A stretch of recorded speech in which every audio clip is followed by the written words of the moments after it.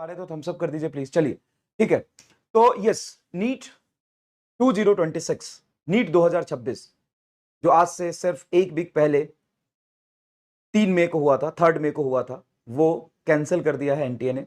Government के साथ काफी लंबी डिस्कशन हुई उनकी, और पेपर लीक जो हुआ था उसको कंसीडर करते हुए नीट 2026 कैंसिल कर दिया। अब आगे आपका फॉर्म फिलअप तो नहीं होगा, लेकिन आपका एडमिट कार्ड फिर से आएगा, आपको नया सेंटर अलॉट होगा, और एग्जाम का डेट, एडमिट कार्ड रिलीज होने का डेट, आपका एग्जामिनेशन सेंटर और सिलेबस वगैरह तो वही रहेगा। वो कब आएगा, कैसे आएगा, एनटीए फिर से अनाउंस करेगी।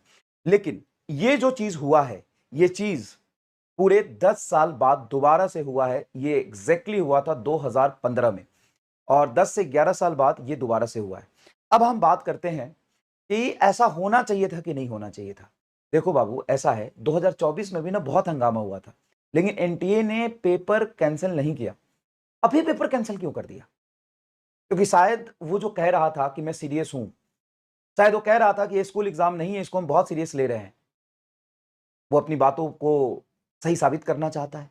जो नीट का पेपर लीक हुआ था, हमें पता है कि वो सीकर तक पहुंचा था, है ना, हमें पता है कि वो सीकर तक पहुंचा था, हमें पता है कि वो केरल से जाके सीकर और झुंझुनू में पहुंचा था, लेकिन वो एक्चुअल में कहां कहां गया था शायद जांच में आ गया होगा, वो हमें बता नहीं रहे हैं, लेकिन इसका इंपैक्ट बहुत ज्यादा होगा।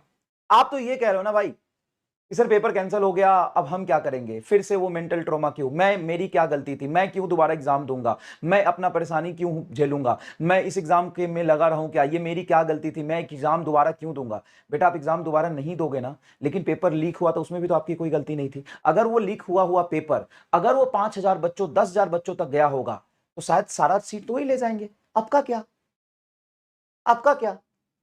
आपके नंबर अगर 630 आ रहे हैं, 640 आ रहे हैं, 650 आ रहे हैं, लेकिन आपको नहीं पता ना कि जो पेपर लीक हुआ है उसको कितने लोगों ने यूज किया है, कितने बड़े बड़े लोगों ने उसको खरीदा है, किस लेवल तक वो पेपर्स पहुंचा है।